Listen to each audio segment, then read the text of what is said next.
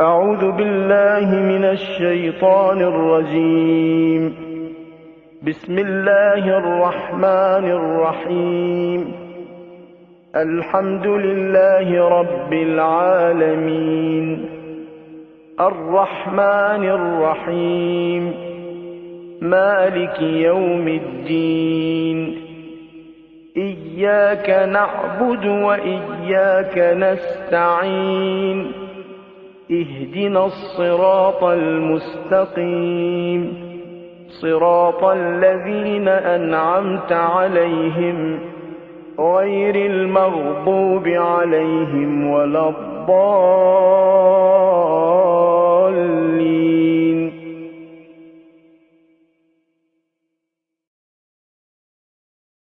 الشيطان اللعين الرجيم. بسم الله الرحمن الرحيم.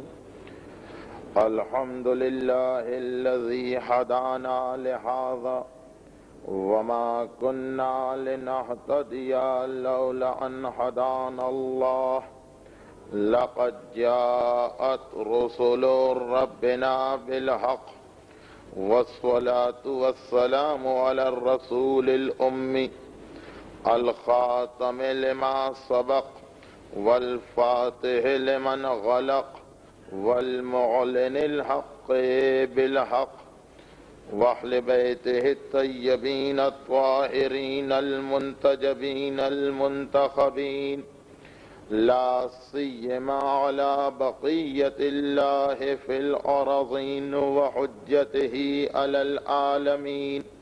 اللهم عجل فرجه ولعنة الله الدائمة على أعدائهم أجمعين. أما بعد فقد قال الله الحكيم في كتابه الكريم. بسم الله الرحمن الرحيم. قد أفلح من تزكى وذكر اسم ربه فصلى بل تؤثرون الحياة الدنيا والآخرة خير وأبقى. صلوات.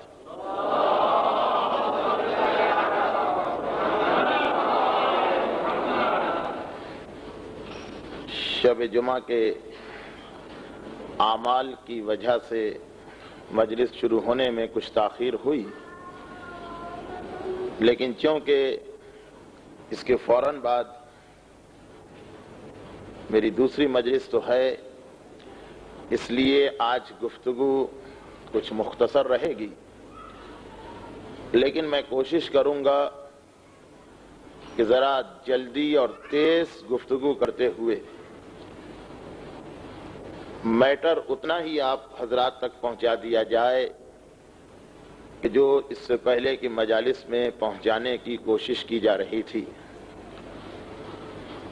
میرا اپنا ایک طریقہ یہ بھی ہے کہ مجلس کے دوران کچھ باتوں کی وضاحت نہیں کی جاتی ہے، اور اس کا مقصد یہ بھی ہوتا ہے کہ یہ اندازہ کیا جا سکے کہ صاحبان ایمان میری باتوں کو سمجھ پا رہے ہیں یا میرے انداز بیان میں کوئی ایسی کمی اور خرابی ہے کہ ثواب کی امید میں لوگ آ تو رہے ہیں لیکن میں اپنے میسج کو کنوے نہیں کر پا رہا ہوں. اور یہی وجہ تھی کہ 2 دن پہلے کی مجلس میں ایک جملہ بہت تیزی کے ساتھ میں نے پڑھ دیا کہ شب معراج پیغمبر اسلام نے ملک الموت سے 2 سوال کیے. ایک سوال تو اسی مجلس میں آ گیا، دوسرا سوال نہ آ سکا، لیکن مجھے انتہائی خوشی ہوئی کہ جب ایک مومنہ نے اسی ریفرنس سے یہ پوچھا کہ وہ بات انکمپلیٹ کیوں رہ گئی. انشاءاللہ جو میرے ذہن میں اپنے ٹاپک کی پلاننگ ہے اس میں یہ ساری باتیں آئیں گی اور بہت قریب آئیں گی، کل یا پرسوں، لیکن فی الحال ہم اپنے موضوع کی تمہید میں ہیں. اس اعتبار سے شاید آپ کو ایسا لگ رہا ہو کہ عنوان تو یہ دیا گیا ہے کہ مرنے کے بعد کیا ہوگا، لیکن ابھی تک اس عنوان پر کوئی ڈائریکٹ گفتگو شروع نہیں ہوئی ہے، اور اس کی وجہ یہی ہے کہ موت کے بعد کیا ہوگا، اس کو انسان اسی وقت توجہ کے ساتھ سنے گا جب اسے اس کی اہمیت کا، اس کی امپورٹنس کا اندازہ ہو۔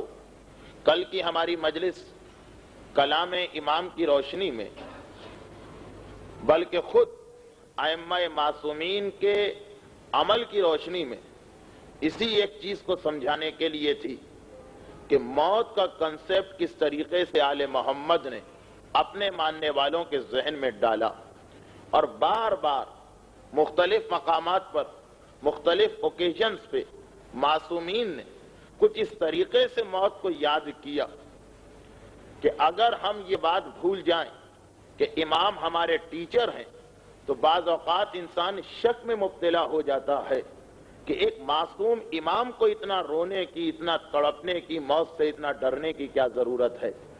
لیکن در حقیقت وہ ہم کو ٹیچ کیا جا رہا ہے، وہ ہم کو سبق پڑھایا جا رہا ہے کہ دیکھو تم اپنے امام معصوم کی زندگی کو دیکھو، وہ جو معصوم ہے وہ موت کا اتنا خیال کر رہا ہے تو تم اتنے بے فکر کیوں بیٹھے ہو؟ امام معصوم نے تو، بلکہ یہ تو قرآن کے اندر بھی کئی مقام پہ آیا، امام معصوم نے تو اپنے مومن کی، اپنے ایمان لانے والے کی، اپنے شیعہ کی پہچان یہ بتائی کہ وہ موت کو کبھی نہیں بھولتا ہے، اور کم سے کم دن میں ایک مرتبہ باقاعدہ طور پہ موت کا تذکرہ کرتا ہے۔ وہ مشہور روایت تو آپ نے سنی ہوگی کہ مومن کی پہچان یہ ہے کہ اس کا کفن اس کے گھر میں ہر وقت تیار رہتا ہے، اور وہ 24 گھنٹے میں ایک مرتبہ اپنے کفن پہ نگاہ ڈالتا ہے۔ مومن کی یہ پہچان بھی آپ نے سنی ہوگی کہ مومن جب رات کو سوتا ہے تو اس کا وصیت نامہ اس کے تکیے کے نیچے تیار رہتا ہے۔ یہ ساری چیزیں کیا ہیں؟ یہ ساری چیزیں موت کی پریپریشن کے لیے ہیں، بلکہ امام معصوم تو اپنے ماننے والوں کو اس انداز سے موت یاد دلا رہے ہیں کہ شاید یقین بھی نہ آئے کسی انسان کو۔ راوی کہتا کہ میں کسی کام سے سامرہ گیا تھا، اس زمانے میں اسلامی جہاں تک اسلامی حکومت تھی اس کا کیپٹل تھا سامرہ۔ سامرہ میں کسی کام سے گیا تھا، کوئی گورنمنٹ کا کام پیش آ گیا، سارے آفیسز، سارے دفاتر سامرہ میں تھے۔ جب میں وہاں پہنچا تو مجھے پتا چلا کہ یہ وہی زمانہ ہے، یہ وہی پیریڈ ہے جس میں ہمارے 10ویں امام، امام علی النقی علیہ الصلاۃ والسلام گرفتار کر کے لائے گئے ہیں۔ غالباً 2 ہی دن پہلے ایک واقعہ آیا تھا کہ متوکل عباسی کے زمانے میں 10ویں امام کو گرفتار کر کے سامرہ لایا گیا تھا، کیونکہ متوکل کربلا کے مزارات کو، روضوں کو منہدم کرنا چاہ رہا تھا، تو اس نے چاہا کہ 10ویں امام پہلے قید میں آ جائیں۔ جب یہ راوی پہنچتا ہے سامرہ تو پتا چلا کہ 10ویں امام آج کل سامرہ میں ہیں۔ البتہ 10ویں امام کو اس طرح سے قید نہیں کیا گیا ہے جس طرح ہمارے 7ویں امام قید تھے، بلکہ 10ویں امام کو ہاؤس اریسٹ، ایک مکان میں اس طرح سے رکھا گیا ہے کہ چاروں طرف پولیس اور فوج کا پہرا ہے اور امام اپنے مکان میں ہے۔ راوی کو پتا چلا کون مومن ایسا ہے جسے یہ معلوم ہو جائے کہ اسی شہر میں امام ہیں اور وہ بغیر زیارت کے واپس چلا جائے۔ راوی نے کوشش کی کہ کسی طریقے سے میں اپنے 10ویں امام تک پہنچ جاؤں۔ آخر کار ایک ایسا ذریعہ، ایک ایسا سورس اس کو مل گیا جس کی مدد سے آدھی رات کو یہ امام کے گھر پہنچ سکا۔ وہ جو پولیس یا فوج کا دستہ رات کے وقت پہرا دے رہا تھا، وہ جو رات کے گارڈز تھے، ان میں ایک جاننے والا نکل آیا۔ اس نے کہا آدھی رات کو آ جانا، میری ڈیوٹی ہوگی، میں تمہیں امام کے گھر تک پہنچا دوں گا۔ آدھی رات کو راوی امام کے مکان میں داخل ہوا۔ وہ مکان بھی کیا تھا؟ ایک چھوٹا سا کمرہ اور اس کے ساتھ ایک چھوٹا سا صحن۔ راوی جب کمرے میں انٹر ہوا تو کمرے کا دروازہ قبلے کے سامنے تھا، امام قبلے کی طرف رخ کیے بیٹھے تھے، چنانچہ امام کی پیٹھ دروازے کی طرف تھی۔ راوی نے دیکھا کہ کمرے میں ایک چھوٹا سا چراغ روشن ہے جس کی لائٹ اتنی ڈم ہے، جس کی روشنی اتنی کم ہے کہ صاف صاف نظر نہیں آ رہا کہ کمرے میں کیا ہو رہا ہے۔ البتہ اتنا راوی کو ریئلائز ہو گیا کہ امام کے سامنے کوئی چیز رکھی ہے، ذرا قریب آیا تو ایک عجیب منظر اس نے دیکھا۔ کیا دیکھتا ہے کہ امام کے سامنے قرآن ہے، امام تلاوت کر رہے ہیں، مگر قرآن کے آگے ایک قبر، کھدی ہوئی قبر، ایک بالکل تیار قبر موجود ہے امام کے اس کمرے میں جس میں امام رہتے ہیں۔ یہ جو منظر دیکھا راوی نے تو پہلے تو اس کی سمجھ میں نہیں آیا کہ کمرے میں قبر۔ آپ مختلف لوگوں کے مکانات پہ گئے ہوں گے، ہر آدمی اپنے ڈرائنگ روم کو اپنے اپنی پسند کے مطابق سجاتا ہے۔ کسی کے یہاں جو اس کا پروفیشن ہوتا ہے، جو اس کی ہابی ہوتی ہے، جو اس کی پسندیدہ چیزیں ہوتی ہیں، وہ آپ کو ہر ایک کے ڈرائنگ روم میں نظر آئیں گی۔ کسی کے یہاں کھلاڑیوں کی تصویر لٹک رہی ہے، کسی کے یہاں فلمی اداکاراؤں کی تصویر لٹک رہی ہے، کسی کے یہاں گانے کے کیسٹ سجے ہوئے ہیں، کسی کے یہاں اپنے فیملی ممبرز کے فوٹو لگے ہوئے ہیں، کسی کے یہاں مجلسوں کے کیسٹ لگے ہوئے ہیں، مگر آج تک کسی کے ڈرائنگ روم میں آپ نے قبر کو نہیں دیکھا ہوگا۔ راوی انتہائی حیران ہو گیا، یہ قبر امام کے کمرے میں کس لیے؟ اس کے ذہن میں ایک ہی خیال آیا کہ چونکہ امام سامرہ میں اکیلے، امام کی پوری فیملی تو مدینے میں ہے، امام کو اپنے امامت کے علم سے پتہ چل گیا ہوگا کہ آج مجھے متوکل زہر دینے والا ہے، اس لیے امام نے پہلے سے ساری پریپریشن کر لی ہے۔ جیسے ہی یہ خیال راوی کے دماغ میں آیا، بے اختیار وہ رونے لگا، آنکھوں سے آنسو نکل آئے۔ امام نے جو اس کے رونے کی آواز سنی تو امام ابھی پیچھے نہیں مڑے، امام نے اپنی بیک پہ نہیں دیکھا، لیکن اس کا نام لیا اور کہا کہ اے فلاں ابن فلاں، جو خیال تیرے دل میں آیا ہے ابھی اس کا ٹائم نہیں آیا۔ راوی بڑا حیران، مولا آپ نے یہ بھی نہیں دیکھا کہ کون ہے، اور اس کے باوجود آپ نے میرا بھی نام لیا، میرے باپ کا نام بھی لیا، میرے دل کا خیال بھی بتا دیا، مگر مولا یہ تو بتائیے اگر آپ کی شہادت کا وقت نہیں آیا تو یہ قبر کس لیے ہے؟ یہ امام کے کمرے میں، اس کو آپ ڈرائنگ روم کہیے، اسے آپ بیڈ روم کہیے، اسے آپ لیونگ روم کہیے، ایک ہی تو کمرہ، اس میں یہ قبر کس لیے ہے؟ امام کا جواب سنیں۔ کل جہاں تک میری گفتگو پہنچی تھی بس یہ اس پورے موضوع کو سمیٹنے والا جملہ، امام معصوم ایک بڑا عجیب جملہ کہتے ہیں۔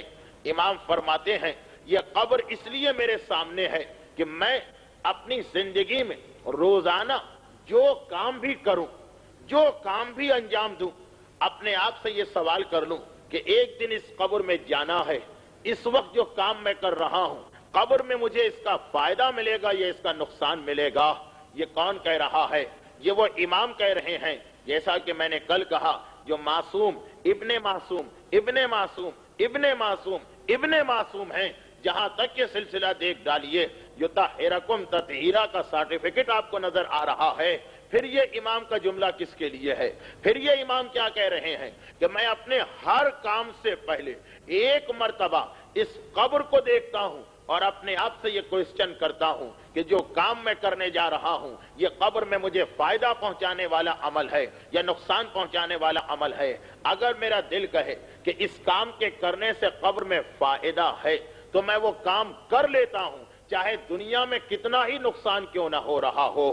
اور اگر میرا دل کہے کہ یہ کام اس وقت تو کر رہے ہو، اس وقت تو تمہیں فائدہ ملے گا مگر قبر میں جا کے نقصان ہوگا، میں اس کام کو چھوڑ دیتا ہوں، چاہے لاکھوں ہی کا نقصان کیوں نہ ہو۔ امام ایک معیار بتا رہے ہیں کہ ہر مومن کے پاس ایک قبر ہونی چاہیے۔ ہاں ٹھیک ہے ہم اپنے مکان میں قبر نہ بنائیں، مگر امام نے اپنے مکان میں قبر بنا کر ہم سے یہ ڈیمانڈ کر دی ہے کہ کم سے کم تمہارے دماغ میں ایک قبر ہر وقت ہونا چاہیے۔ تم دنیا کا جو کام کرو پہلے یہ نہ دیکھو کہ دنیا میں کتنا پروفٹ اینڈ لاس ہے، پہلے یہ دیکھو کہ اس کام کے کرنے سے قبر میں کیا پروفٹ ہے اور کیا لاس ہے۔ اب جو امام نے ہمیں ایک اصول بتایا ہے، اس کا تعلق ہمارے روزمرہ کے کاموں سے بھی ہے، جو ہماری ڈیلی روٹین لائف ہے۔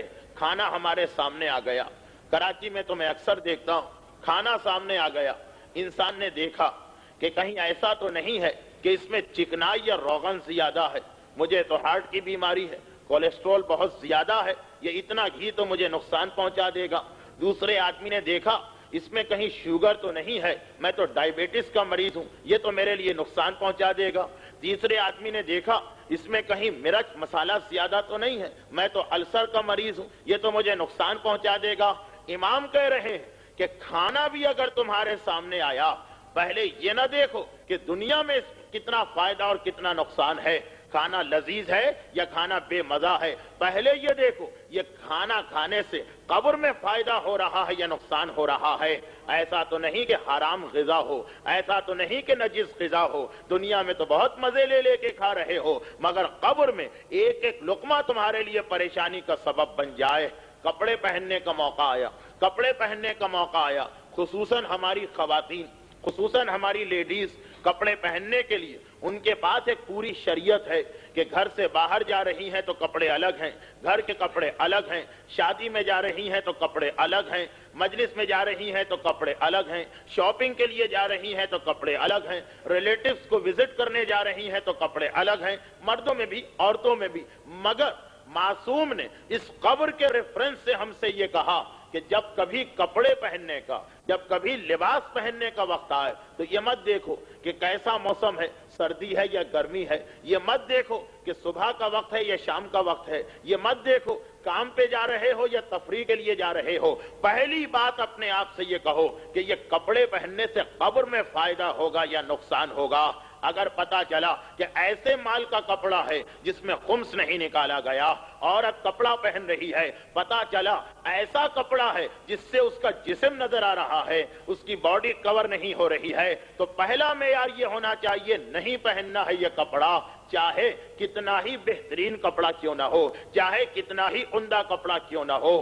سونے کا وقت آیا، دیکھیں میں ڈیلی روٹین لائف کی بات کر رہا ہوں، سونے کا وقت آیا، انسان بستر پہ جاتا ہے، ایک مرتبہ یہ پلاننگ کرتا ہے کل کتنے بجے اٹھنا ہے، کل جلدی جانا ہے یا دیر سے جانا ہے، کل چھٹی کا دن ہے یا ورکنگ ڈے ہے، یہ ساری کی ساری منصوبہ بندی کر کے انسان سوتا ہے۔ یہ ساری باتیں بعد میں ہیں، پہلا سوال یہ کرو ابھی میں سونے جا رہا ہوں، یہ ٹائم جس پر میں سو رہا ہوں، یہ اس وقت کا سونا قبر میں مجھے فائدہ پہنچائے گا یا نقصان پہنچائے گا؟ میں نے واجبات ادا کر لیے، میں نے نماز پڑھ لی، پھر میں سونے جا رہا ہوں، یا نیند اتنی زیادہ ہے کہ چھوڑو نماز کو بعد میں دیکھا جائے گا، پہلے سو جاؤ۔ صبح اٹھنے کے لیے انسان الارم لگا کے اٹھتا ہے، بھئی صبح ہم کو جلدی اٹھنا ہے، کوئی مثلا رشتہ دار آ رہا ہے، ایئرپورٹ پہ جانا ہے اس کو ریسیو کرنے کے لیے، یا کل کام زیادہ ہے 1 گھنٹے پہلے پہنچنا ہے اپنے کارخانے میں یا اپنے دفتر میں، یا کل چھٹی کا دن ہے، روزانہ 6 بجے اٹھتے ہیں کل 10 بجے اٹھیں گے۔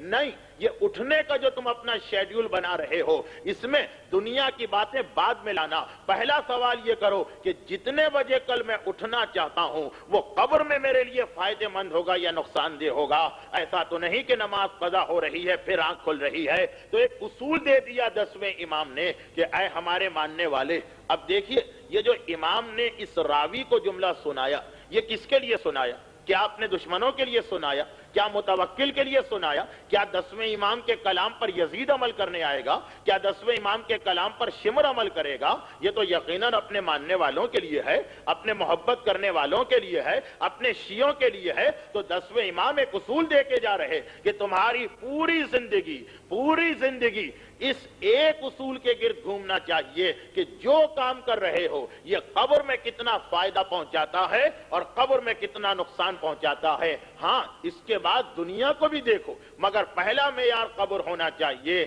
البتہ یہ جو میں نے اتنا زور دے دیا قبر پر، تو اس سے وہ خیال دل میں نہ پیدا ہونے پائے جو بہت سے لوگوں کے دل میں پیدا ہو جاتا، وہ غلطی بھی نہ ہونے پائے۔ جب زیادہ بات قبر کی جاتی تو لوگ سمجھتے ہیں کہ یہ ساری باتیں تو پھر مرنے کے بعد ہوں گی۔ جب ساری باتیں مرنے کے بعد ہیں تو ایک فطرت جو انسان کی ہے کہ انسان ہمیشہ نقد سودا کرتا، ادھار پہ ذرا کم توجہ دیتا۔ اگر ہم یہ سمجھیں کہ امام قبر پر اتنا زور دے رہے ہیں تو اس کا مطلب کیا ہے؟ ہماری پوری زندگی قبر کے لیے ہونا چاہیے۔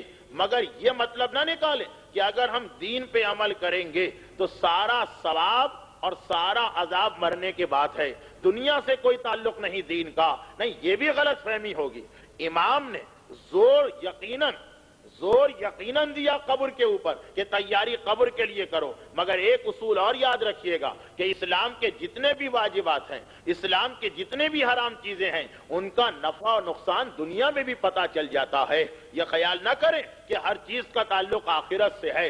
آخرت میں پروردگار کی طرف سے آنے والا انعام یا سزا ملے گی، مگر انسان جو نیکی کرتا ہے اس کا ایک رزلٹ دنیا میں بھی آتا ہے، جو گناہ کرتا ہے اس کا ایک نقصان دنیا میں بھی آتا ہے۔ اس کو ہماری شریعت میں آثار وضعی کہا جاتا ہے۔ ایک آدمی زہر کھا رہا ہے، ایک آدمی زہر کھا رہا ہے، زہر کھا کے سوسائڈ کر رہا ہے، خودکشی کر رہا ہے۔ اب اس کے سامنے دو نقصان آئیں گے۔ خودکشی کرنے کی سزا جہنم، یہ آخرت میں ہے، یہ سزا آخرت میں ہے، خدا کی طرف سے ملے گی۔ اور ایک زہر کھانے کے بعد جو اس کے جسم کو تکلیف برداشت کرنا پڑے گی، جو اس کی آنتیں کٹیں گی، جو اس کا جسم کٹے گا، جو اسے تکلیف اور اذیت کا سامنا کرنا پڑے گا، یہ دنیا کا نقصان ہے، یہ دنیا کا نقصان ہے۔ ایسے زہر تو بہت کم ہے کہ ادھر آپ نے زبان پہ رکھا اور انسان مر گیا۔ بہرحال زہر کھانے کے بعد ایک تکلیف سے تو گزرنا پڑتا ہے۔ ان کا نام ہے آثار وضعی، جو دنیا کی تکلیفیں ہیں۔ آخرت کا جو انعام اور جزا اور سزا ہے وہ پروردگار عالم کی طرف سے ہے۔ دنیا میں جو سزا اور جزا ہے وہ ہمارے عمل کی خرابی ہے، وہ ہمارے عمل کا رزلٹ ہے۔ تو امام معصوم قبر پر اتنا زور دے رہے ہیں کہ قبر کے لیے تیاری کرو، مگر یہ بات بھی ذہن میں رکھیے کہ ہر نیکی کا دنیا میں بھی فائدہ ملتا ہے، ہر برائی کا دنیا میں بھی نقصان ہوتا ہے۔ تو اب یہ انسان اگر اپنی زندگی قبر کے لیے بنائے تو دنیا بھی اس کی بن جائے گی۔ اور اگر یہ خیال کر کے کہ بھائی ابھی تو جوانی ہے، بڑھاپے میں دیکھا جائے گا، توبہ کر لیں گے، قبر کی تیاری کر لیں گے تو ہو سکتا ہے قبر میں آرام مل جائے، مگر جوانی کی غلطیوں کی جو دنیاوی سزا ہے وہ تو بہرحال مل کے رہے گی۔ جیسے زہر کھا کے مرنے سے پہلے کوئی توبہ کر لے تو آخرت کی سزا معاف ہو سکتی ہے، مگر زہر جو جسم کو کاٹ رہا ہے وہ تکلیف تو آ کے رہے گی۔ یہی وجہ ہے کہ صادق آل محمد امام جعفر صادق علیہ الصلوۃ والسلام حضرت موسیٰ کی زبانی ایک واقعہ سنا رہے ہیں تاکہ بات بالکل کلیئر ہو جائے۔ دیکھیے اب موت کے ٹاپک پہ گفتگو ہو رہی تو ایسا نہ ہو کہ ہم یہ سمجھیں کہ ہر چیز کا تعلق مرنے کے بعد سے ہے۔ حضرت موسیٰ اللہ کے وہ نبی کہ جن کا لقب ہی کلیم اللہ ہے، کوہ طور کی جانب تشریف لے جا رہے ہیں۔ کوہ طور ایک ڈیزرٹ میں ہے، ایک صحرا میں ہے، چنانچہ انتہائی گرمی تھی اس دن جس دن حضرت موسیٰ کو کوہ طور پہ جانا تھا۔ راستے میں چلتے چلتے موسیٰ تھک گئے، موسیٰ کو گرمی محسوس ہونے لگی۔ موسیٰ نے یہ چاہا کہ کچھ دیر آرام کر لیا جائے، دوپہر کا وقت ہے، موسیٰ نے آرام کرنا چاہا، مگر ایک ڈیزرٹ میں یا صحرا میں انسان کہاں آرام کرے۔ چاروں طرف دیکھا تو کچھ دور ایک نخلستان نظر آیا، وہ مقام کہ جہاں صحرا میں پانی آ جاتا، چشمہ نکل آتا، گھاس اگ جاتی ہے اور کچھ درخت پیدا ہو جاتے ہیں جہاں پہ قافلے اور مسافر بیٹھ کے آرام کرتے ہیں۔ جناب موسیٰ نے سوچا کہ وہاں چل کے آرام کرنا چاہیے، چنانچہ موسیٰ اس جانب پہنچے، دیکھا کہ واقعاً ایک بہت بڑا پیس آف لینڈ ہے، بہت بڑا زمین کا خطہ جس پر گھاس بھی ہے، ٹھنڈے پانی کا چشمہ بھی ہے، کئی درخت بھی ہیں۔ جناب موسیٰ کے دل میں خیال آیا کہ اگر میں یہاں آرام کروں گا تو آنے جانے والے سب ڈسٹرب کریں گے۔ چاروں طرف دیکھا، اسی نخلستان کے کونے میں ایک اونچا سا ٹیلا، ایک چھوٹی سی پہاڑی نظر آئی۔ سوچا کہ وہاں جا کر گھاس میں لیٹ کے آرام کروں۔ موسیٰ وہاں چلے گئے۔ اب جناب موسیٰ کی کہانی چھٹے امام ہم کو سنا رہے ہیں کہ موسیٰ تو وہاں چلے گئے۔ تھوڑی دیر کے بعد اب آرام کر رہے ہیں موسیٰ، سونا تو نہیں ہے۔ تھوڑی دیر کے بعد حضرت موسیٰ نے دیکھا کہ ایک گھوڑے سوار پتہ نہیں کہاں جا رہا، تیزی کے ساتھ گھوڑا دوڑاتا ہوا یہاں آیا۔ اس نے جو یہ پانی دیکھا تو ایک مرتبہ رک گیا، پانی کے چشمے کے قریب گیا، اپنے گھوڑے کو بھی پانی پلا رہا، خود بھی اس ٹھنڈے اور میٹھے پانی میں ہاتھ منہ دھویا، تھوڑا پانی پیا، 5-10 منٹ کے لیے لیٹ کر آرام کرنے لگا، ریلیکس ہو گیا۔ تھوڑی دیر آرام کیا، اس کے بعد گھوڑے پر بیٹھا اور تیزی کے ساتھ گھوڑے کو دوڑاتا ہوا چلا گیا۔ تھوڑی دیر گزری۔ اچھا، یہ جو مقامات ہوتے ہیں صحرا میں، یہاں تو لوگ آتے رہتے ہیں، جاتے رہتے ہیں، آتے رہتے ہیں، جاتے رہتے ہیں۔ تھوڑی دیر گزری، حضرت موسیٰ نے دیکھا، کیا دیکھا کہ ایک چرواہا وہ آدمی کہ جس کے پاس بکریاں اور بھیڑیں اور اس قسم کے جانور ہیں جنہیں وہ جنگلوں میں اور ڈیزرٹ میں لے جا کے چراتا ہے سارا دن، ایک چرواہا، ایک گدڑیا، ایک شیفرڈ وہاں سے گزرا. اس نے بھی یہ دیکھا گھاس ہے، پانی ہے، درخت ہیں، کچھ دیر کے لیے وہ بھی رک گیا، 10-15 منٹ آرام کیا اور چلنے لگا. جب وہ چلنے لگا تو اس کی نگاہیں کسی چیز پر پڑی. حضرت موسیٰ نے بھی دیکھ لیا وہاں پہ جہاں تھوڑی دیر پہلے وہ گھوڑے سوار لیٹا تھا وہاں پہ ایک تھیلی پڑی ہوئی تھی. اس چرواہے نے اس تھیلی کو اٹھایا اور کھولا. پہاڑی پر سے موسیٰ کی نگاہیں بھی پڑ گئیں. دیکھا کہ سونے کی اشرفیاں، پوری تھیلی اس سے بھری ہوئی. چرواہے نے یہ منظر دیکھا، جلدی سے تھیلی کو اٹھایا، اپنے لباس میں چھپایا اور وہاں سے اپنے جانوروں کو دوڑاتا ہوا چلنے لگا. حضرت موسیٰ نے یہ چاہا کہ میں جلدی سے پہاڑی سے نیچے اتر کر اسے روکوں، مگر اس سے پہلے کہ موسیٰ نبی آئیں وہ جا چکا تھا. حضرت موسیٰ واپس چلے گئے پہاڑی پر. جب تھوڑی دیر گزری، حضرت موسیٰ نے دیکھا ایک انتہائی ایجڈ آدمی، ہوگا 80 سال کا، 90 سال کا، بہت ہی بوڑھا، اپنی کمر پر کچھ لکڑیاں رکھے وہاں سے گزرا. ایسا لگ رہا ہے کہ یہ ایک وڈ کٹر ہے، لکڑہارا ہے. اس کا کام ہی یہ ہے کہ لکڑیاں کاٹ کے شہر میں لے جا کے بیچے.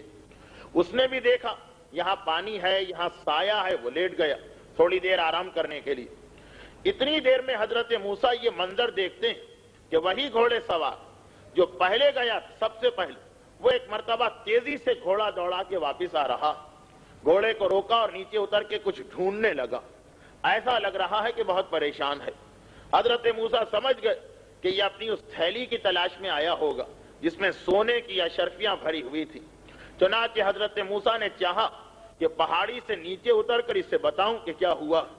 مگر اتنی دیر میں حضرت موسیٰ نے دیکھا کہ وہ گھوڑے سوار نے پہلے تو وہاں اپنی تھیلی تلاش کی. جب تھیلی نظر نہ آئی تو وہ اس بوڑھے کی طرف مڑا اور دور ہی سے، حضرت موسیٰ خاصی ہائٹ پر ہیں، خاصی بلندی پر ہیں، مگر دور ہی سے ایسا لگا کہ وہ اس بوڑھے آدمی پہ ناراض ہو رہا. ایسا لگ رہا ہے کہ اس پہ الزام لگا رہا کہ تم نے میری وہ تھیلی لے لی. چنانچہ موسیٰ اور تیزی سے اترے تاکہ اس مسئلے کو ختم کریں. مگر اتنی دیر میں گھوڑے سوار کو غصہ آ چکا تھا. اس نے تلوار نکالی، تلوار چلائی، اس بوڑھے کی گردن کٹ کے گر پڑی. اس کا لاشا تڑپ رہا اور گھوڑے سوار غصے کی حالت میں گھوڑے پہ بیٹھ کے چلا گیا. حضرت موسیٰ یہ منظر دیکھ رہے ہیں، ایک عجیب منظر. البتہ موسیٰ اللہ کے نبی نہ تو خدا کے کسی عمل پر اعتراض کرتا نہ اس کے دل میں کوئی شک آتا. مگر وہی بات کہ یہ ہمارے ٹیچر بھی ہیں، یہ ہم کو ٹیچ بھی کرنا چاہتے ہیں. چنانچہ حضرت موسیٰ نے ہاتھ پھیلائے، پروردگارا، یہ میری آنکھوں کے سامنے ابھی ایک عجیب واقعہ پیش آیا. جس بیچارے کی کوئی غلطی نہ تھی وہ تو مارا گیا، اور وہ ایک گدڑیا یا چرواہا یا شیفرڈ بیٹھے بٹھائے اسے اتنی دولت مل گئی. پروردگارا، یہ تیری کائنات میں، یہ تیرے نظام میں یہ ظلم کیسا؟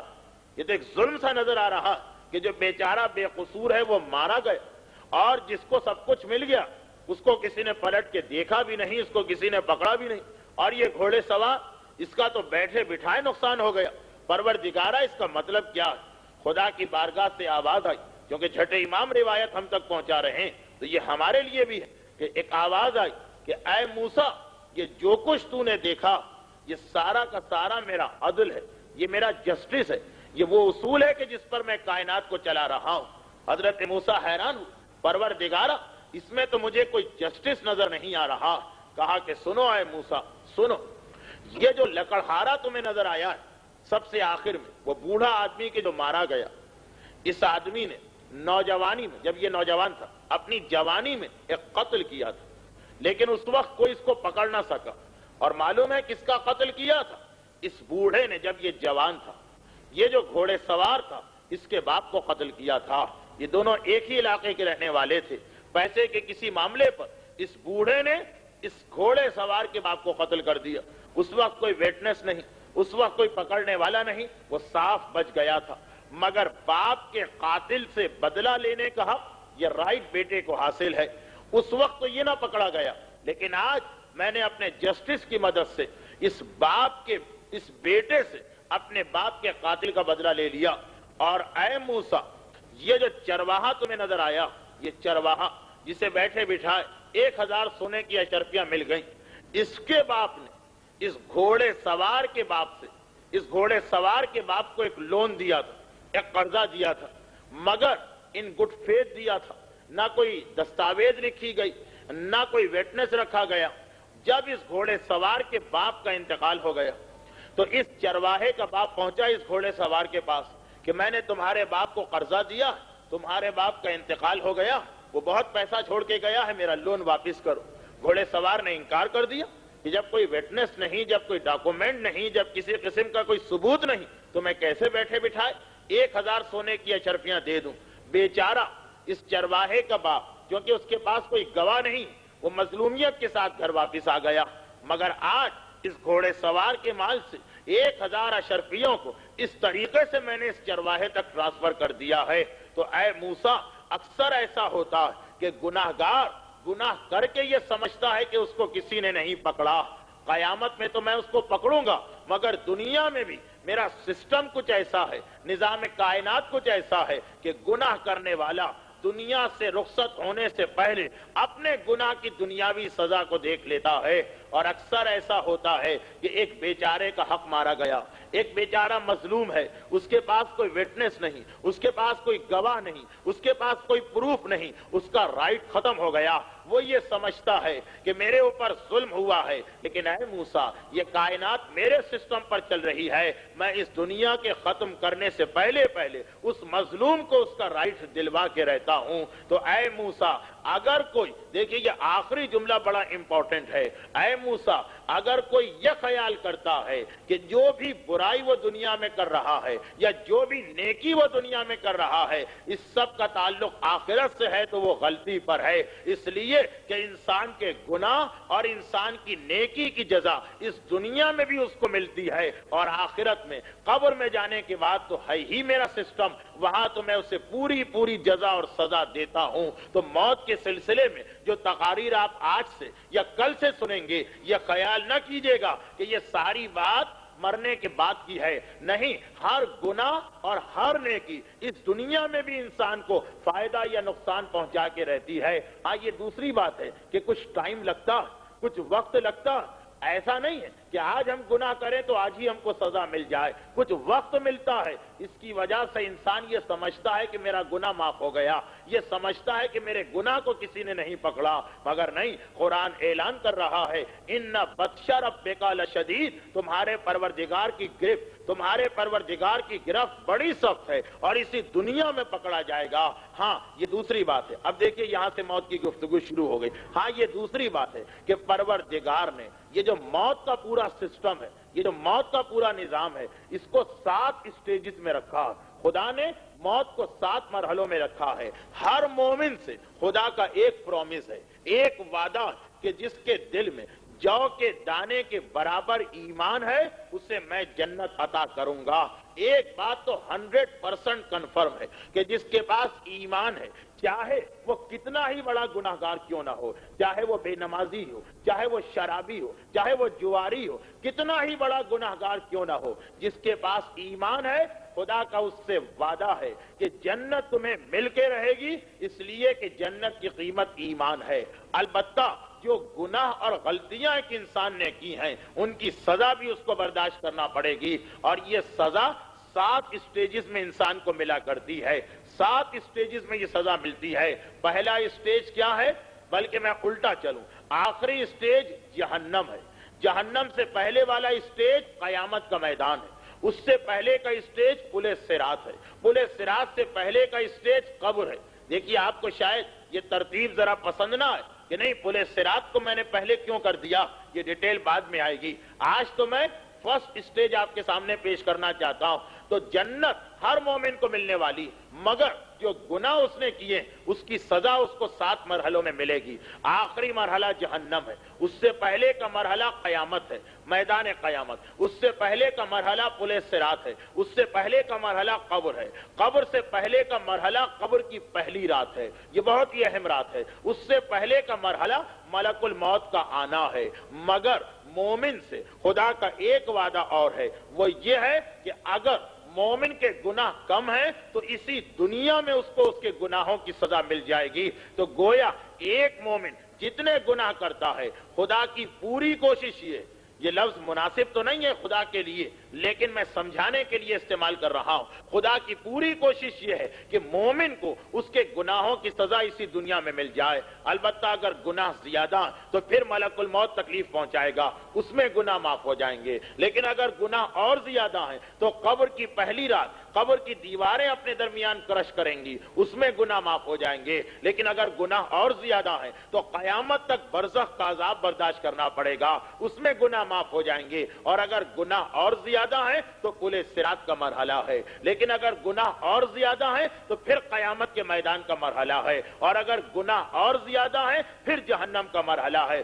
7 مرحلوں میں مومن کو عذاب ملا کرتا ہے، جن میں سب سے پہلا مرحلہ دنیا، کہ دنیا ہی میں بہت سے مومنوں کو ان کی غلطیوں کی سزا مل جاتی ہے۔ نتیجہ یہ نکلتا ہے کہ جب موت کا فرشتہ آتا ہے تو وہ گناہ سے پاک و پاکیزہ ہو جاتے ہیں۔ اور اسی مقام پر امام نے ایک اور عجیب بات بتائی، اس کی ڈیٹیل تو کل آئے گی، کہ مومن کو گناہوں کی سزا دنیا میں خدا دے دیتا اور کافر کو اس کی نیکیوں کی جزا دنیا میں دے دیتا، کیونکہ کافر کو کبھی جنت نہیں مل سکتی ہے، مگر ایسے کافر ہیں جنہوں نے اسپتال بنائے، ایسے کافر ہیں جنہوں نے آرفینج بنائے، ایسے کافر ہیں کہ جنہوں نے غریبوں کا خیال رکھا، تو ان کی جزا کہاں گئی؟ خدا ان کو ان کی جزا دنیا میں دے دیتا ہے۔ یہ دونوں چیزیں کہ مومن کے گناہ اگر کم ہیں تو دنیا ہی میں اس کا معاملہ ختم ہو جاتا ہے، کافر نے اگر نیکیاں کی ہیں تو دنیا ہی میں اس کو انعام مل جاتا ہے۔ یہ دونوں باتیں ایک روایت میں جمع ہو گئیں۔ یہ آج کی آخری روایت ہے، اور چونکہ آج میرے پاس وقت بہت کم ہے اس لیے وہ جو مسائل روزانہ ہو رہے تھے وہ آج بیان نہیں ہو سکیں گے۔ انشاءاللہ کل سے اس سلسلے کو شروع کیا جائے گا، اور اب آئندہ ہر شب جمعہ کو دعائے کمیل وغیرہ کی وجہ سے مجلس لیٹ شروع ہوگی، اس لیے شب جمعہ کو مسائل بیان نہیں ہوں گے، باقی 6 دنوں میں مسائل بیان ہوں گے۔ اور اسی مناسبت سے ایک اعلان اور کر دوں، 6:15 بجے شام کو جو ہمارا ایک ایوننگ کا سیشن مسائل کا ہوتا، وہ جمعے اس کے اندر چھٹی رہے گی۔ جمعہ شام کا سیشن نہیں ہوگا، باقی ہفتے سے جمعرات تک روزانہ 6:15 بجے میں اسی ممبر پر مسائل کے ذریعے آپ کی خدمت کرتا ہوں۔ تو ایک آخری روایت اور سن لیجئے جس میں یہ دونوں باتیں جمع ہو جائیں، پھر یہاں سے ہمارا ٹاپک شروع ہو گیا۔ کل انشاءاللہ سیکنڈ سٹیج بتایا جائے گا، ملک الموت کس طرح آتا اور کس طرح روح کو نکالتا۔ آج تو پہلا مرحلہ سنیں کہ مومن کے گناہوں کی سزا اسے دنیا میں مل جاتی، اور پروردگار مومن کی نیکیوں کا انعام اسے دنیا میں نہیں دیتا، کوشش کرتا ہے کہ اس انعام کو محفوظ کر لیا جائے، جیسا کہ ایک بہت ہی مشہور روایت میں ہے۔ روایت آج سنیں، اس کی ڈیٹیل انشاءاللہ کل آئے گی۔ یہ روایت ہمارے 7ویں امام موسی کاظم علیہ السلام کے ذریعے سے 7ویں امام کے ذریعے سے ہم تک پہنچی، اور بہت ہی عجیب روایت ہے، شاید آپ نے سنی بھی ہو کیونکہ اکثر علماء اس کو پڑھتے ہیں۔ امام کے زمانے میں مدینے میں ایک ایسا آدمی آ گیا جس کا یہ دعویٰ تھا کہ خدا نے مجھے خاص علم دیا ہے، ایک خاص علم، اور وہ علم یہ ہے کہ آپ دنیا میں کوئی بھی چیز چھپا کے رکھیں، میں فوراً بتا دوں گا کہ آپ نے وہ چیز کہاں چھپائی ہے اور کیا چیز ہے، خصوصاً یہ کہ کیا چیز چھپائی گئی۔ اچھا، اب یہ بالکل ابتدا کا واقعہ ہے، پیغمبر اسلام کے انتقال کو 200 سال بھی نہیں ہوئے، ابھی تک مسلمانوں میں کچھ پرانے زمانے کے توہمات اور پرانی باتیں تو ہیں۔ لوگوں نے جو اس منظر کو دیکھا تو بڑے تعجب میں پڑ گئے۔ اب دور دور سے لوگ آ رہے ہیں، اس کا امتحان لے رہے ہیں، اسے ٹیسٹ کر رہے ہیں، مگر واقعات جو چیز چھپا کے رکھی جائے وہ فوراً بتا دیتا۔ ایک صحابی نے آ کر امام سے بھی کہا، مولا ایک عجیب و غریب علم رکھنے والا آدمی آیا، اس کے پاس تو بڑی پاورز ہیں۔ امام نے کہا اچھا چلو میں بھی جا کے دیکھتا ہوں۔ امام عام لباس میں بالکل آرڈنری ڈریس میں آئے تاکہ کوئی پہچان نہ سکے۔ اب روایت یہ کہ راستے میں ایک مقام سے گزرتے ہوئے ایک پرندے کے گھونسلے میں 2 انڈے رکھے ہوئے تھے۔ امام نے اس میں سے ایک انڈا اٹھایا، اپنے ہاتھ میں پوشیدہ کیا اور وہاں تک پہنچے۔ جب امام وہاں پہنچے تو دیکھا کہ واقعاً وہاں تو ایک رش ہے، لوگ آ کے اپنے مسئلے پوچھ رہے ہیں کہ ہم نے کیا چیز چھپائی، ہم نے کیا چیز چھپائی، وہ ہر ایک کو جواب دے دیتا۔ ایک خاص علم ہے اس کے ہاتھ میں، یعنی ایک خاص پاور ہے۔ خیر، جب امام کی باری آئی تو امام آگے بڑھے، کہا کہ اے شخص اتنا بتا دے کہ میں نے کس چیز کو اٹھایا ہے، کس چیز کو چھپایا۔ اس نے چاروں طرف دیکھا اور فوراً کہہ دیا کہ اے شخص تیرے ہاتھ میں فلاں پرندے کا ایک انڈا ہے۔ امام معصوم کو تو خیر سب کچھ معلوم تھا، امام کے صحابی بہت حیران ہوئے، اس آدمی نے امام کے بارے میں کیسے بتا دیا؟ پوچھا کہ تو نے یہ کیسے بتایا؟ کہا، اب دیکھیے اس کا دعویٰ کتنا بڑا۔ اس نے کہا کہ میں کوشش کر رہا تھا مگر امام کی طرف اشارہ کر رہا، ان کے ہاتھ کے اندر میری آنکھیں نہیں جا سکی، باقی تو دنیا کے ہر آدمی کو میں دیکھ لیتا ہوں، ان کے ہاتھ کے اندر کیا چیز ہے یہ میری آنکھ نہیں دیکھ سکی، لیکن میں دنیا پر بھی تھوڑی تھوڑی دیر کے بعد نگاہ ڈالتا ہوں۔ میں نے دیکھا تھا کہ تھوڑی دیر پہلے فلاں پرندے کے گھونسلے میں 2 انڈے رکھے تھے، اب جو میں نے آنکھ اٹھا کے دیکھا تو دنیا کی باقی ساری چیزیں تو کہیں نہ کہیں نظر آئیں، اس گھونسلے میں سے ایک انڈا غائب ہو چکا تھا۔ میں سمجھ گیا کہ وہ انڈا انہی کے ہاتھ میں آ گیا ہوگا، ورنہ اگر کہیں اور جاتا تو مجھے بہرحال نظر آ جاتا کہ وہاں سے ہٹ کے یہاں آ گیا۔ اب تو صحابی امام اور حیران ہو، مولا کتنی بڑی پاور اس کے پاس ہے کہ یہ یہاں کھڑے کھڑے ساری دنیا کو دیکھ لیا کرتا ہے۔ امام معصوم اس کے قریب گئے اور اس سے کہا کہ اے شخص ایک بات تو بتا، یہ اتنی بڑی طاقت و پاور تجھے کیسے حاصل ہوئی؟ وہ کہتا کہ ویسے تو اس بات کو ہر آدمی چھپاتا، دیکھیں جس کے پاس کوئی پاور ہو کبھی بتاتا نہیں، لیکن میں بتا دیتا ہوں کیونکہ یہ چیز اتنی مشکل ہے کہ کوئی اس پہ عمل کر ہی نہیں سکتا۔ میں نے کسی کتاب میں پڑھا تھا کہ اگر کوئی آدمی اپنے نفس کی مخالفت کرتا رہے تو خدا اسے بڑا بلند مقام عطا کر دیا کرتا۔ اپنے نفس کی مخالفت جسے جہاد اکبر کہا گیا، نفس کہہ رہا ہے فلاں کام کرو، انسان چھوڑ دے، جس کو جو اپنے نفس سے اسٹرگل کرے، جہاد کرے، اسے خدا بڑا مقام دیتا۔ میں نے یہ ارادہ کر لیا کہ جو بھی میرا نفس کہے گا میں ہمیشہ اس کے اگینسٹ جاؤں گا، اور اگرچہ ہے بڑا ڈیفیکلٹ، اپنے آپ سے لڑنا ہے بڑا مشکل، لیکن میں نے اس جہاد میں کامیابی حاصل کی، اپنے نفس کو میں نے شکست دے دی، اس کے بعد میرے پاس یہ طاقت آ گئی۔ امام معصوم نے کہا کہ ٹھیک ہے، خدا نے یہ وعدہ کیا، خدا ایسی پاور دیتا، اب ایک کام اور کر لے اور مسلمان ہو جا، مومن ہو جا۔ وہ چونک اٹھا، میں مسلمان کیوں ہو جاؤں؟ آخر کیوں میں اسلام قبول کروں؟ امام نے کہا ایک بات تو بتا، تیری زندگی کا روٹین یہی تو ہے کہ جو تیرا نفس کہتا ہے تو اس کے اگینسٹ کرتا ہے؟ کہا کہ ہاں۔ امام نے کہا جب میں نے تیرے سامنے اسلام پیش کیا تو تیرے نفس نے کیا کہا تھا؟ وہ کہتا ہے کہ میرے نفس نے کہا تھا ہرگز اسلام قبول نہ کرنا۔ امام نے کہا تو ہمیشہ اپنے نفس کے اگینسٹ جاتا، تیرا نفس کہہ رہا ہے کہ اسلام قبول نہ کرنا، تو اب تجھے اسلام قبول کر لینا چاہیے۔ ایک لمحے کے لیے تو وہ آدمی پزل ہوا، ایک لمحے کے لیے تو آدمی سوچ میں پڑا، پھر کہا کہ بات تو نے ٹھیک کہی ہے، آج تک اپنے نفس کے اگینسٹ جا کر میں نے فائدہ حاصل کیا ہے، مجھے نقصان کبھی نہیں ہوا، تو ابھی بھی مجھے فائدہ ہوگا، چنانچہ میں اسلام قبول کرتا ہوں۔ اچھا اب اسلام قبول کر لیا، امام کے ہاتھ پہ اسلام قبول کیا تو مومن بھی بن گیا، روزانہ امام کے پاس آتا۔ ابھی تو خیر فقط اس ایک جملے کی وجہ سے مسلمان بنا، لیکن جب امام کے پاس آنے لگا تو سچے دل سے مسلمان بن گیا۔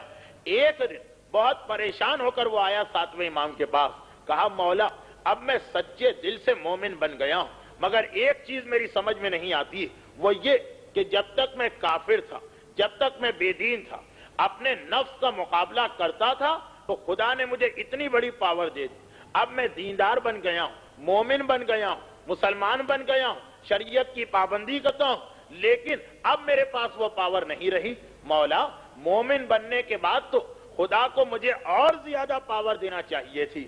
ہم بھی اور آپ بھی یہی تو کہتے ہیں کہ پروردگارا جب تک ہم بے نمازی تھے تو ہمارے کاروبار میں اتنی برکت دے رہا تھا، نماز پڑھنے کے بعد تو برکت کم ہو گئی ہے۔ پروردگارا جب تک کہ ہم داڑھی منڈواتے تھے بہترین جاب ہم کو ملا ہوا تھا، جب سے ہم نے داڑھی رکھی ہے وہ نوکری بھی ہاتھ سے نکل گئی۔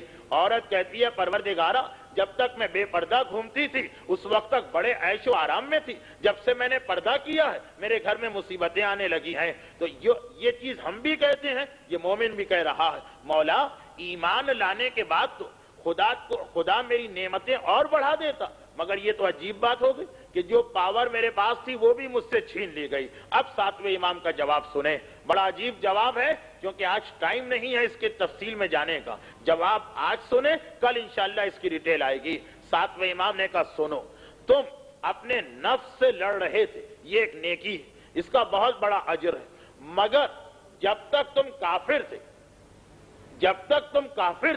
اس وقت تک وہ جو تمہیں نیکی کا ثواب مل رہا تھا، کیونکہ وہ جنت تو تمہیں نہیں مل سکتی تھی، خدا نے کہا کہ تمہاری نیکی کا سارا ثواب تمہیں دنیا میں دے دیا جاتا تاکہ جب قیامت میں آؤ تو حساب صاف ہو جائے، لیکن اب تم مومن بن گئے ہو، اب تم وہی نیکی کر رہے ہو، خدا نے یہ چاہا کہ تمہیں دنیا میں ثواب کیوں دیا جائے، آخرت میں کیوں نہ دیا جائے، جہاں پہ زیادہ امپورٹنس ہوگی ثواب کی، جہاں پر انسان کو زیادہ ضرورت ہوگی ثواب کی، اسی لیے اب تمہارا سارا ثواب آخرت میں محفوظ ہو رہا ہے۔ دیکھیے امام نے کتنا بہترین اصول بتایا ہے کہ اے اللہ کی عبادت کرنے کے بعد خدا سے کچھ مانگنے والے، اگر تجھے کچھ نہیں مل رہا تو یہ مت سمجھ کہ میری نماز نے مجھے پریشانی میں ڈال دیا، میری داڑھی نے مجھے پریشانی میں ڈال دیا، میرے پردے نے تو مجھے اور مصیبت میں ڈال دیا۔ یہ سمجھ لے کہ جب تک تو بے دین تھا، جو نیکیاں تجھ سے ہوتی تھی، کیونکہ ان کا ثواب آخرت میں نہیں مل سکتا تھا، وہاں تو عذاب تھا، اس لیے خدا اس دنیا میں تجھے دے دیتا تھا۔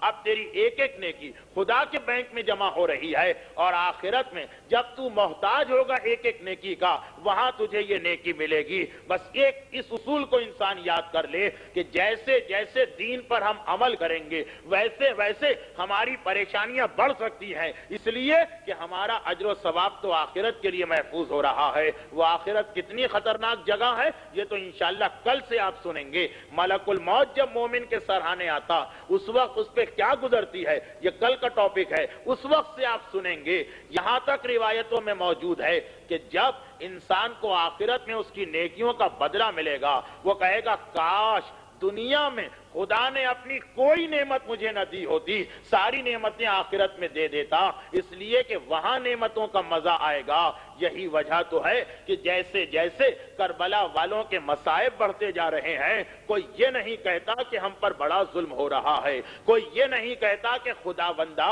ہماری مصیبتیں کب ختم ہوں گی۔ آپ دیکھ لیجئے 28 رجب کو حسینی قافلہ مدینے سے نکلا ہے، اور 8 ربیع الاول کو زینب اس لٹے ہوئے قافلے کو لے کے واپس آئی ہیں۔ کیا اس پورے سفر میں ایک مرتبہ کسی بوڑھے نے، کسی جوان نے، کسی بچے نے، کسی مرد نے، کسی عورت نے یہ کہا ہے کہ ہماری مصیبتیں کب ختم ہوں گی؟ کیا کسی نے ایک مرتبہ بھی یہ فریاد کی ہے؟ وہاں تو ہمیں یہ جملہ نظر آتا ہے کہ جیسے جیسے مصیبتیں بڑھتی جاتی ہیں ویسے ویسے زبان پہ شکر خدا بڑھتا چلا جاتا ہے، یہاں تک کہ جب دربار یزید میں یزید نے سید سجاد کو دیکھ کے ایک بڑا عجیب جملہ کہا کیا کہتا ہے یزید ملعون کہ دیکھا تم نے تمہارا بابا ہمارے مقابلے پہ آیا، اگر خدا ان کے ساتھ ہوتا تو اس طرح تمہارے بابا کو مرنا نہ پڑتا، خدا نے ہماری مدد کی ہے اور تمہارے بابا کو معاذ اللہ شکست دی ہے۔ سید سجاد نے پلٹ کے کہا کہ یزید یہ تو نے کیا کہہ دیا؟ الحمدللہ الذی ابلانا، ہم تو شکر ادا کرتے ہیں اس خدا کا جس نے ہمیں اس قابل سمجھا کہ ہمارا امتحان لیا، جس نے ہمیں اس آزمائش میں ڈالا۔ خدا امتحان بھی ہر ایک کا نہیں لیتا ہے، یہ تو مومن کا بلند مقام ہے کہ پروردگار اس کا امتحان لیتا ہے۔ مگر ہاں دربار یزید میں میرا مولا سید سجاد یزید کو جواب تو دے رہا ہے، مگر پلٹ کے جب اپنی پھوپھی زینب کو دیکھتا ہے تو سید سجاد کی آنکھوں میں آنسو آ جاتے ہیں۔ ہائے رسول کی نواسی زینب جو اتنا عجیب منظر دیکھ رہی ہے اور بے اختیار فریاد کر رہی ہے، نانا یہ آپ کا کلمہ پڑھنے والے، یہ آپ کو ماننے والے مسلمان، آج حالت یہ ہو گئی ہے کہ وہ دیکھ رہے ہیں کہ شہزادی زینب اپنے لٹے ہوئے گھر کو لے کے صبح سے دوپہر دربار میں کھڑی رہی، مگر کسی مسلمان کو اتنی غیرت نہ ہوئی کہ ایک مرتبہ کھڑے ہو کے یہ کہتا کہ زینب تم کھڑی ہو، ہم بیٹھے ہیں، ارے ہم تو جوان مرد ہیں، تمہارے ساتھ ننھے بچے ہیں، تم آ کے ہماری جگہ بیٹھ جاؤ۔ ارے کوئی مسلمان ایسا نہیں ہے۔ اور حالت کیا ہے؟ بس میرے آخری جملے، زینب کے گھرانے کی حالت کیا ہے کہ یزید کو حیرت ہو گئی جب یزید نے دیکھا ایک چھوٹی سی بچی ہے جو کبھی کھڑی ہوتی ہے، کبھی بیٹھتی ہے، کبھی کھڑی ہوتی ہے، کبھی بیٹھتی ہے۔ حیران ہو گیا یزید کتنی دیر سے یہ بچی اسی مصیبت میں مبتلا ہے۔ سوال کیا اے بچی یہ کیا ہو رہا ہے؟ تو ایک مرتبہ ننھی سکینہ کا جواب کیا تھا؟ اے یزید تیرے سپاہیوں نے ایک رسی میں 18 گلے باندھ دیے ہیں، جب میں کھڑی ہوتی ہوں میرا گلا گھٹنے لگتا ہے، میں بیٹھ جاتی ہوں، ادھر میں بیٹھ جاتی ہوں، میرے بھیا سید سجاد کا گلا گھٹنے لگتا ہے، میں کھڑی ہو جاتی ہوں۔ وَسَيَعْلَمُ الَّذِينَ ظَلَمُوا أَيَّ مُنْقَلَبٍ يَنْقَلِبُونَ وَلَعْنَةُ اللَّهِ عَلَىٰ أَعْدَائِهِمْ أَجْمَعِينَ۔ پروردگارہ ان مصائب اہل بیت کا واسطہ تمام صاحبان ایمان کو، خصوصاً اس مجلس میں موجود تمام مومنین اور مومنات کو دنیا اور آخرت کے جملہ مصائب و پریشانیوں سے محفوظ فرما۔ پروردگارہ کربلا والوں کے ان مصائب کا واسطہ، شہدائے کربلا کے بے گور و کفن لاشوں کا واسطہ ہمارے جملہ مرحومین کی مغفرت فرما۔ اور پروردگارہ جس عظیم مقصد کی خاطر کربلا کے میدان میں اتنی بڑی قربانی دی گئی ہے، ہمیں بھی اسی مقصد کی خاطر اپنی عزیز سے عزیز شے قربان کر دینے کا جذبہ عطا فرما۔ اور پروردگارہ ان مظالم کے انتقام کے لیے آج شب جمعہ بھی ہے، رمضان کا مہینہ بھی ہے، پروردگارہ ان مظالم کے انتقام کے لیے اپنی آخری حجت امام عصر والزمان کے ظہور میں تعجیل فرما۔ ربنا تقبل منا انک انت السمیع العلیم۔